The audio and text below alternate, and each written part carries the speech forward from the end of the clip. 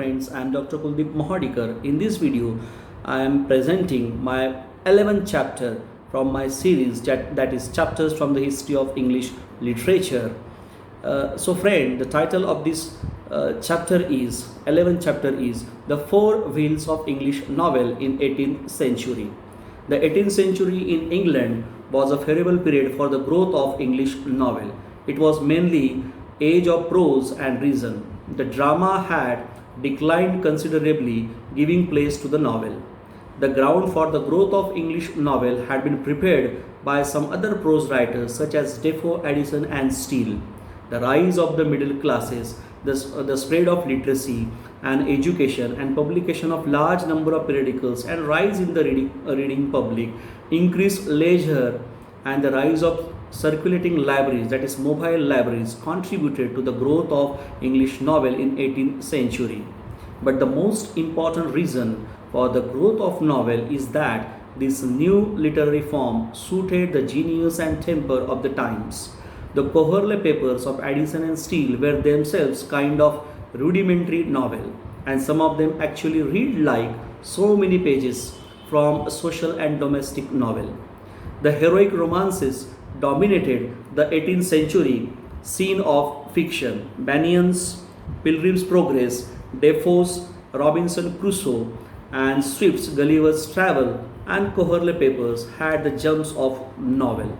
Their good honored social satire, their lucid style, their eye for the oddities of individuals, their basic human sympathy, their sense of episode are the ingredients of novel. But what they lacked was characterization. The real masters of the novel in 18th century were the four writers, that they are Richardson, Fielding, Smollett and Sterne. Sir Edmund Gosse calls Richardson the first great English novelist and Fielding the greatest of English novelists. These four masters are the four wheels of English novel. They, by their joint efforts, brought this new genre to such maturity that it soon became the glory of England. Now we will start with Samuel Richardson, one among the four wheels of English novelists. Richardson is called the father of English novel. His three main works, Pamela, Clarissa and Sir Charles Grandison. These three novels forms the ideology of a kind and deal respectively with upper life, with middle class life and with high class life. In all these novels, the method narrative is through letters. This method is known as epistolary method. Richardson's Pamela, or Virtue Rewarded, took England by storm. In this novel, Richardson narrated a career of rustic lady maid who guards her honor against the advances of a dissolute, that we can say losing morals, master who in the end marries her and is reformed. Among Richardson's good qualities must be mentioned his knowledge of female psychology and his awareness of the emotional problem of common people. Richardson built his plots out of the middle class life which he knew. His novels have a moral current. His aim was to turn young people away from the pomp and parody, the marvelous and improbable of the heroic romances, and thus to promote the cause of religion and virtue. Richardson has given the vehicle of novel. He has a peculiar gift of a minute analysis of mood, temper and motive. Then the second one is Henry Fielding. Fielding wrote Joseph Andrews, Tom Jones, Amelia and Jonathan Wild the Great. Fielding's very first novel, Joseph Andrews, was intended to be parody of Pamela, particularly of its prudish morality and sentimentalism. Fielding is known for his picaresque novel Tom Jones as one of the three works in world literature which have perfectly constructed plot. There is a dramatic action in his novels. His style has a slight touch of archaism. He regards the novel as a comic epic in prose. Fielding is famous for creating real human beings. He himself says, I quote, I describe not men but manners, not an individual but spaces.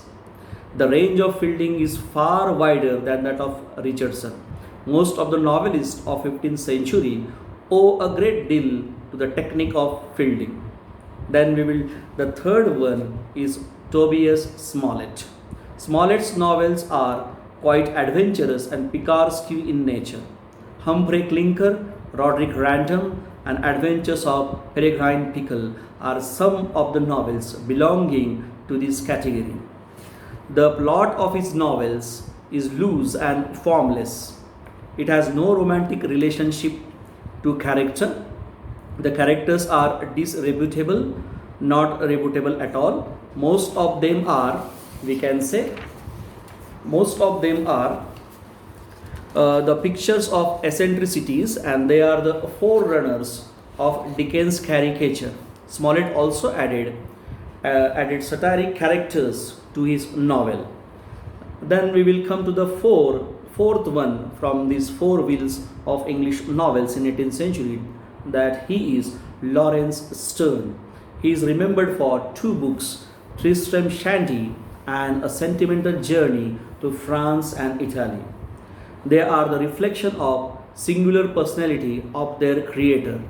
Sterne often describes vulgarities which are often mistaken for realism. The first book deals with the experiences of eccentric Shandy family. The second is the curious combination of fiction, sketches of travels, and essays on strange subject. The strength of the book lies in its brilliant style. The most important characteristics of Sterne's novel is that he is the most original humorist in English literature. In him, humor and pathos are finely blended. Sir Sterne created characters of fantasy. His characters live in world of their own. Thus, the four great novelists paved the way for four major kinds of novels, namely the novel of sentiment, so-called Gothic novel, the novel of doctrine, and the novel of manners. So this was all about from my side on this 11th chapter entitled The Four Wheels of English Novel in 18th Century. I hope you will like this 11th chapter from my series, Chapters from the History of English Literature, as you have liked my other chapters from this series. Thanks, friends.